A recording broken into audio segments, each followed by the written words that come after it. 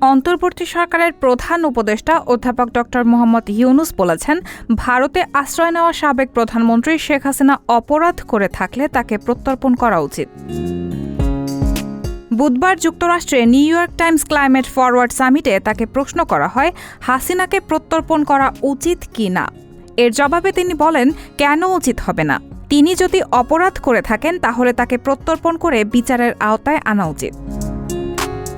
গণ অভ্যুত্থান পরবর্তী অন্তর্বর্তী সরকারের নেতৃত্ব দেওয়া ড. ইউনূসের কাছে জানতে চাওয়া হয়, তিনি প্রধানমন্ত্রী পদের জন্য প্রতিদ্বন্দ্বিতা করার কোনো পরিকল্পনা করছেন কিনা। জবাবে তিনি পাল্টা প্রশ্ন করে বলেন, আমাকে দেখে কি মনে হচ্ছে যে আমি প্রতিদ্বন্দ্বিতা করব? ড. ইউনূস জানান, বাংলাদেশে কবে নির্বাচন হবে সেই সময়সীমা এখনও ঠিক করা হয়নি। যে কমিশনগুলো গঠন করা হয়েছে সেগুলো আগামী মাসে তাদের সংস্কার সুপারিশ প্রদান করবে বলে আশা করা হচ্ছে। তারপরে দেশে জাতীয় নির্বাচনের তারিখ নির্ধারণ করা হবে। রায়হানা মুন, সবার কথা।